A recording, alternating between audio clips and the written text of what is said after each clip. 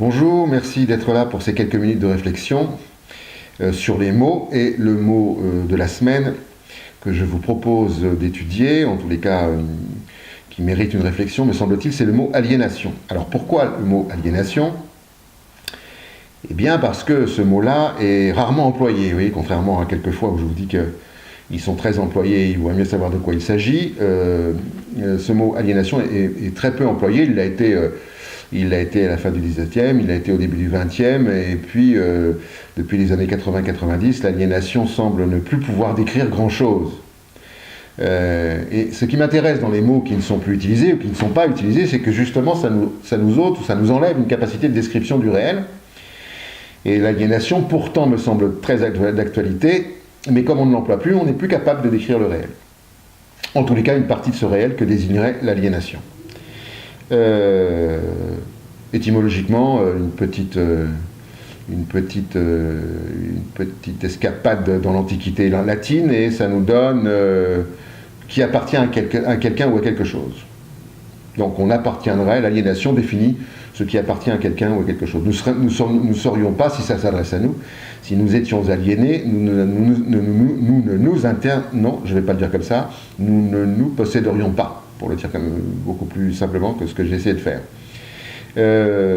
Alors, il y a des aliénations, par exemple, vous savez, l'état de folie, par exemple, on dit que ce sont des gens aliénés. Pourquoi? Parce qu'ils sont possédés par la folie. Ils sont donc dépossédés d'eux-mêmes et possédés par la folie. Et je crois que, pourquoi je voulais vous proposer cette réflexion, parce que l'aliénation me semble de façon extrêmement exacerbée, très contemporaine. Je voudrais juste qu'on analyse notre vie et regarder à qui nous appartenons. Prenez une journée que vous vivez tous probablement, certains d'entre vous en tous les cas, regardez à qui appartient la journée que vous allez vivre. Si vous vous levez le matin, c'est une bonne raison, c'est parce qu'il faut se nourrir. Et puis après, si vous mettez votre tenue de guerrier économique, c'est parce qu'il faut se nourrir. Et puis que vous allez passer du temps dans une entreprise, par exemple, ou dans une activité dont les résultats ne vous appartiennent pas. Et ce temps que vous allez consacrer ne vous appartient plus. Alors bien sûr, il est échangé en termes de salaire, quelquefois peu élevé, trop souvent peu élevé, mais il n'empêche que ce temps-là ne vous appartient plus. Regardez le temps, par exemple, que vous passez devant des écrans, que ce soit un écran d'ordinateur, un écran de téléphone ou un écran télévisuel. Eh bien, ce temps-là ne vous appartient plus. C'est-à-dire que vous avez cédé ce temps-là à quelque chose, à quelqu'un d'autre ou à un objet.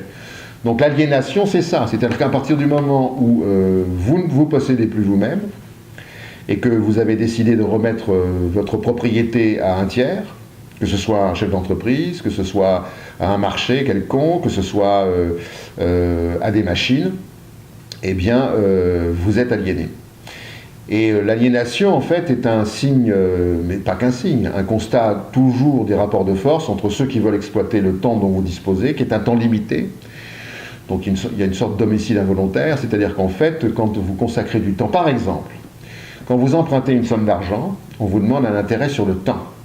Vous empruntez sur 15 ans, on va vous dire, ça fait, je sais pas, 2, 3%, 1% d'intérêt, c'est plutôt rare, mais 2 à 3% d'intérêt sur le temps. Ce temps-là, vous allez donc le consacrer par votre force de travail, pour la plupart d'entre nous, à cet intérêt-là sur la somme qu'on vous a prêtée. Vous êtes donc possédé par l'intérêt. Vous allez donc consacrer une partie de votre vie à cet intérêt-là. Et donc ça veut dire que ce temps-là que vous allez consacrer à cet intérêt-là, vous ne pouvez pas le consacrer pour vous. C'est-à-dire que vous êtes dépossédé de votre temps, donc vous êtes dépossédé tout court.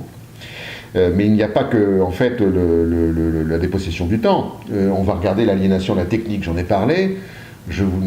La technique aujourd'hui est totalement sacralisée. Je pense que les grands rituels religieux aujourd'hui sont les ouvertures des boutiques Apple à l'annonce d'un nouveau produit, où il y a des millions de gens qui sont dans le monde entier en train de prier à genoux qu'ils aient le premier ou le deuxième ou le troisième, parce que je ne sais plus quelles sont les versions des iPhones et autres babioles de ce genre.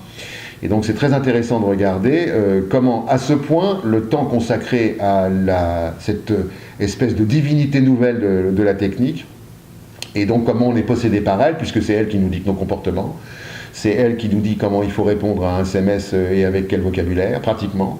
C'est cette technique-là qui nous contraint d'ailleurs d'utiliser plutôt telle touche et tel mot plutôt que tel autre ou tel autre. Et donc la maîtrise de notre vie est complètement absorbée par la contrainte technique que nous avons sacralisée. En d'autres termes, c'est la même sacralité que si on vous dit vous serez sauvé si vous confessez, vous communiez, vous êtes baptisé, et vous avez une chance de retrouver quelques angelots asexués au paradis. Donc il y a quelque chose là-dedans qui me paraît extrêmement intéressant sur notre façon d'être libre, parce que dans le fond, quand on est libre, il y a peu de choses qui nous possèdent.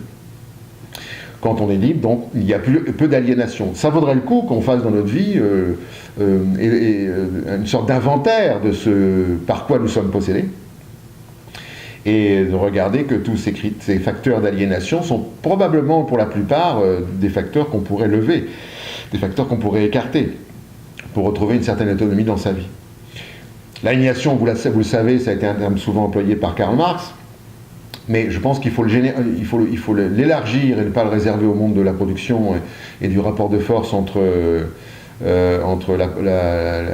la détention des moyens de production, détention privée des moyens de production par le capital. Je pense qu'il faut dépasser un peu ça, en tous les cas élargir la notion, et de s'interroger sur probablement une sorte chez nous d'aliénation consentie, pour y trouver cette espèce de petit plaisir qui nous fera créera vite une frustration pour en trouver un autre. Voilà, c'était sur l'aliénation aujourd'hui. Si vous avez des mots à me soumettre, ce sera avec plaisir que je regarderai ce que je peux en faire. À bientôt.